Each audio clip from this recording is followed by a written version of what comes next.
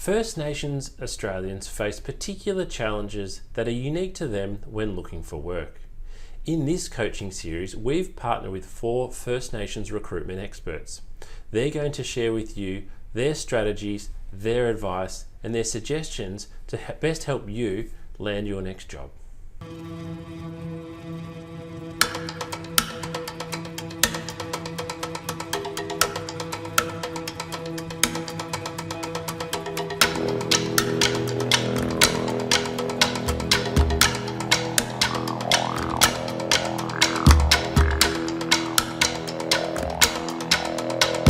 Recruitment has been an important part of making sure that Aboriginal and Torres Strait Islander people are being inclusive around employment opportunities.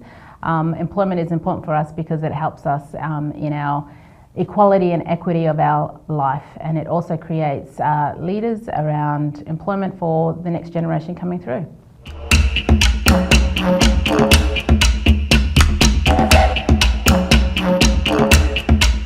I'm Kyra Galanti. I'm a Gubba woman from the Goldfields region of West Australia, Kalgoorlie, Coolgardie and Southern Cross. And my background has been in Indigenous employment for more than 10 years, working across Australia, supporting a lot of customers and clients across various industries of how to employ Aboriginal and Torres Strait Islander people and how to create a culturally safe environment for them to work in. My name is Rory Smeaton. I'm a proud Kurnow man from Gippsland, Victoria. I've had a bit of a different journey to some other recruiters. I started off with a school-based apprenticeship in high school and was just really keen to work and fell into youth work. And throughout my journey I've worked across TAFEs, government and private sectors, across vast different industries across my 15 years working. I've worked with one of Australia's largest hospitality and gaming providers, as well as some super funds, as well as state government. So I've had a really big journey, but they've all focused on recruitment and career development for Aboriginal and Torres Strait Islander people, throughout my journey. My name is Desiree Kilduff. I'm a young Noongar professional living and working on Wiradjuri and Bunurong country. I'm an Indigenous program manager for Victoria, South Australia and Tasmania. I started my journey in First Nations employment in 2020 as an employment consultant, and I'm now the programs manager at my organisation. My name is Fallon Wanganeen. I am a proud Narungga man, so the Narungga peoples are of the beautiful Yorke Peninsula in South Australia. And yeah, I've had a career in banking, stretching and starting my career in South Australia actually, and spending a bit of time over there in regional parts as well as in Adelaide, working out of our kind of head office here in Melbourne. And 4 years later now, and that's been it.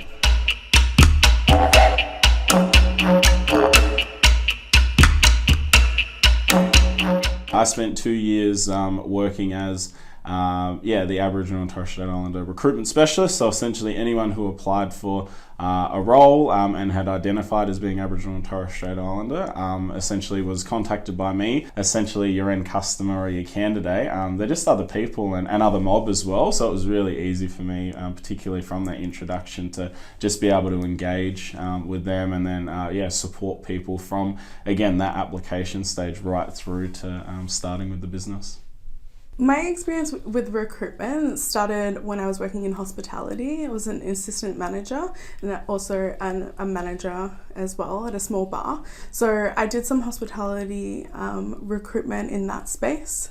And then moving into 2020, I was an employment consultant, so recruiting for traineeships and apprenticeships. And now I'm the Indigenous Programs Manager, so I still hold a caseload, so I'm still recruiting for apprenticeships, traineeships, cadetships and direct employment. My first job was pretty much recruitment. I worked at a TAFE and supported Aboriginal students with their studies, but also was recruiting students to come actually, be part of the TAFE and actually study. So I was working there. I also worked out in the prisons as well here in Victoria, supporting men and women when they did come out. So it was my sort of first foray into recruitment. And then I worked at a large gaming provider and hospitality provider, Crown Casino, for 7 years. Aboriginal and Torres Strait Islander people, I think, interview differently, and you get the best out of them through different ways. And I've gone on to work in state government in a number of different departments with major projects, as well as quite a large department now, and also working in a super fund provider, looking at opportunities to build their RAP as well.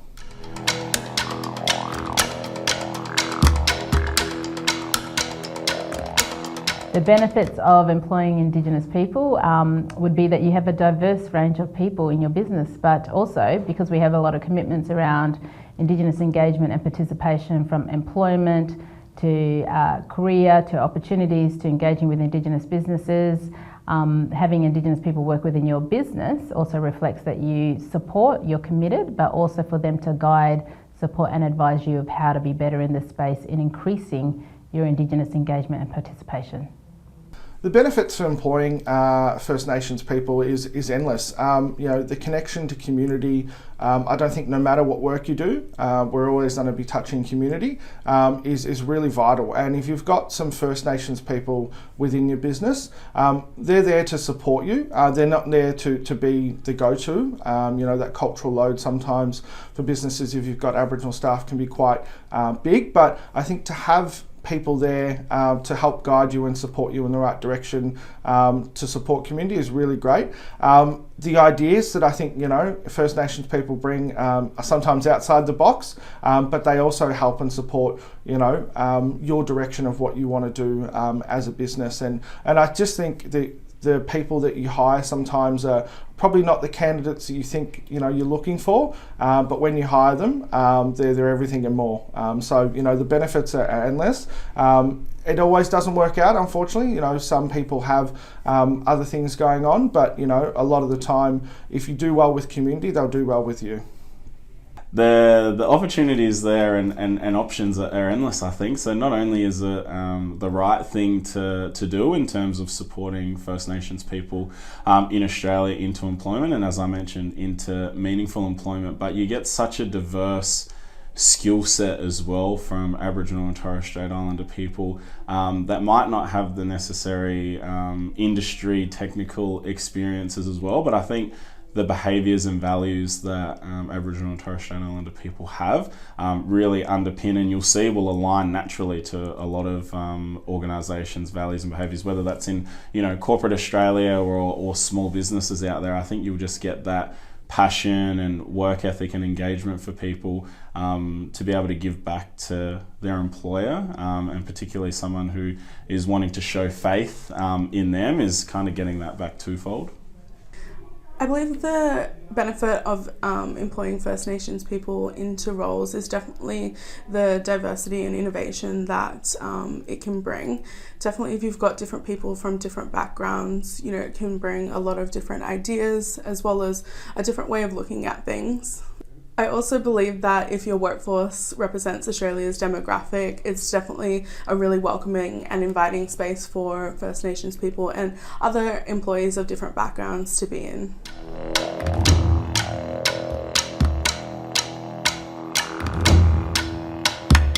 Before applying for jobs, I think the important thing is to understand, is the role, is the organisation actually the right fit for you?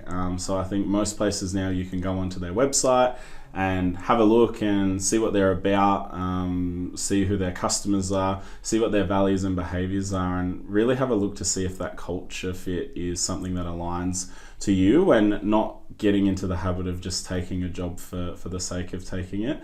And again, where people have an option and an opportunity, let's say they already are in employment, I think that's super important rather than just taking whatever falls your way. I also think understanding logistically where your role may be based as well. Fortunately now, a lot of things are done remotely, which is great, but for a lot of people you may still have to attend a workplace, and again, catching 2 buses and 3 trams to get there isn't always ideal, even if it is the perfect opportunity as well. So I think looking at, like I said, the fit and how you're actually going to be getting to work are super important. Before you start applying for jobs, I think it's really important to consider what you're interested in. It's never good to be in a role where you're not having fun or not exploring your passions. So it's really important to even, envision yourself in a role that you might, seek to find roles or vacancies for. So yeah, definitely plan out, what you want and then go find that, because you'll find yourself in a much better position than if you're in a role that you don't enjoy. I think what you really have to consider is what do you want to do? I've had many candidates over the years through my recruitment process say, I just want to work. We get them a job and 3 weeks later they don't turn up because it's not what they want to do. So I think you hone in on some areas that you really have passion for or some things you can see yourselves in. So speak to aunties and uncles, speak to some cousins or friends that, work that they're doing and actually go into a place and see what people are doing and align that with some of your values or what you want to do. I think the best thing is to have a look at, different workplaces that you've been before and gone, I can see myself there. So I think they're the best things you can really do to understand that.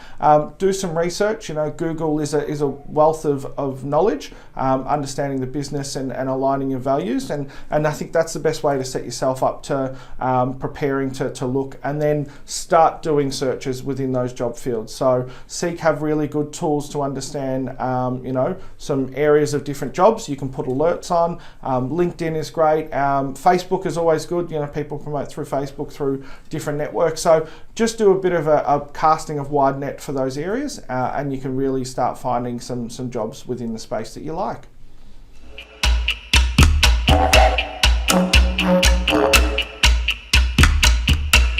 I think it's really important to plan your job search, so definitely using different resources like spreadsheets or vision boards, where you can just outline some potential organizations that really interest you, and then kind of break that down a little bit more in terms of the industry.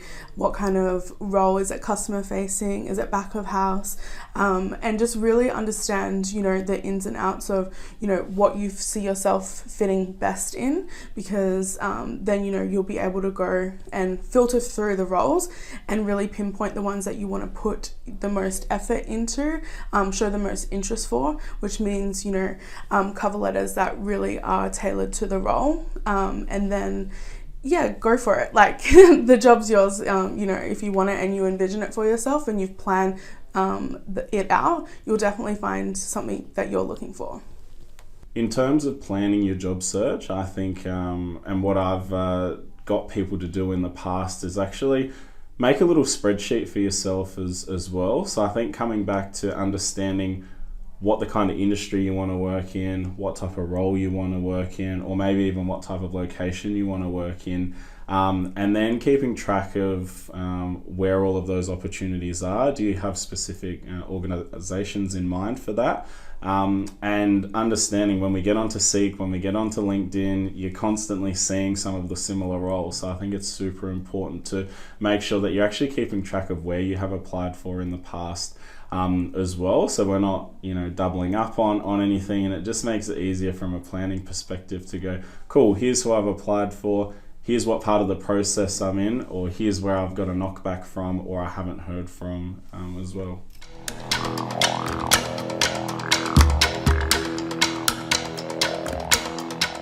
Some of the common barriers, I think, is for community counting themselves out before they even go for the job.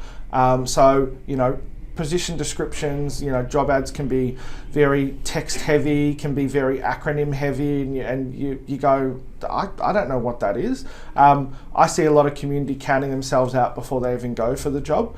So getting, for me, getting them to understand, the job ad and speaking them through, I think is very, one of the things to stop that barrier. I think community don't think highly of themselves as well. So, we have a lot of shame and we don't like promoting ourselves. There's very few people who like, very putting themselves out there. But majority of community don't see themselves or where they are, their skill sets. So, I think they're the common barriers of not seeing themselves in a role, because sometimes the position descriptions are just gobbledygook, and sometimes it's not relatable. I think some barriers for First Nations job seekers, maybe during the interview process, being unsure about skills or personal attributes that they can bring to the role. It's sometimes shame to talk about, how good you are at something. So it's definitely important to sell yourself at and give a good impression at this point, so the employer's not unsure, about your capability in the role. Knowing where the roles are, how to apply for the roles, making sure that you are not just looking at it as a role, maybe do some research to understand, is this where I want to go? Is it a career? Because a career is different to just being employed or having a job. And so the barriers that we face generally are around education, so that affects the literacy and numeracy levels, because a lot of the work that you do, you've got to be able to read and write. But keep in mind that our people have always, known how to do the jobs. It's been more theory and practical learning on the job. It doesn't mean that they don't know how to do the job. It just means the way that they learn is differently. And then also being able to support or have support while they're moving into the role, and making sure you have mentors or supervisors or people around them to support them to learn about their role, develop into those roles and be successful in those roles, and also have a training and development plan, so that you kind of see yourself moving as a career into further areas of the role. I think the common barriers, unfortunately, can be self-imposed. There can be lacking of confidence, not understanding structures, and again, these things all come back from a history of intergenerational trauma, systemic barriers and racism from, navigating employment as well. So I think helping to people build that confidence is a way of overcoming that. There are so many opportunities out there in 2022 and beyond for Aboriginal and Torres Strait Islander people. All organisations have a First Nations recruitment target or strategy. Most have a wrap now as well. So there's this oversaturated market of opportunities, but I think now it's just working with our communities to share those with people and again to help overcome some of those self-imposed barriers, so that we do belong in workplaces across the country.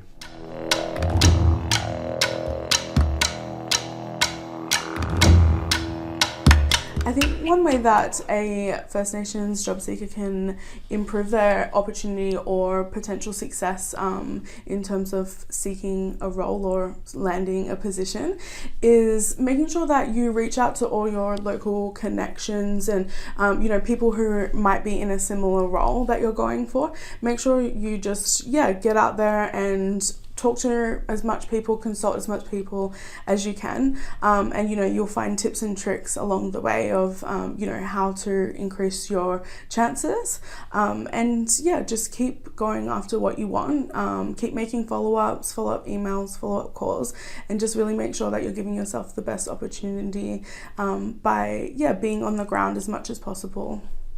So I think the best thing that a First Nations employee can do when going through a recruitment process is identify during the process. So most application forms that you'll go through now will have a box that asks you if you're an Aboriginal or Torres Strait Islander person.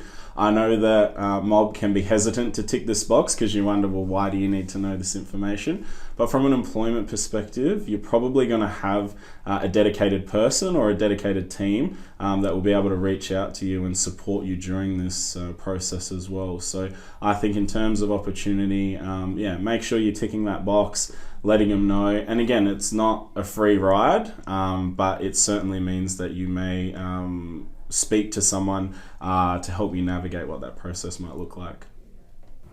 So prepare yourself. It's always good to prepare yourself, and I know it's easier said than done because people get so anxious and nervous, and I know that I even do it myself. These real formal interviews can make you a bit anxious. It's researching the company, knowing what their values are, and all values are based around the behaviours and attitudes and how you align to that. So making sure that you can actually filter that information out in your experience of who you work for, what role was you in, and how you can demonstrate the values through your behaviours and attitudes. I think the best way a First Nations person can really increase their opportunity is to talk about their story. A lot of our community, have amazing stories, and you might be the youngest of the family, but you look after the family. So through your interview process and your recruitment process, talk about your leadership qualities of supporting family. You might come from a community where you still got traditional things that you do. That's your story, and own it. If you've got a really good story and you're relatable, and you can bring a wealth of outside skills in. I really think hiring managers and recruiters really like that, because they can see you've got more potential to bring into the business. It's not just your skill set. So I think telling them who you are and your story and really building that and owning it, I think, is really key. That is, I think, something that nobody else can bring to the party, because it's your story.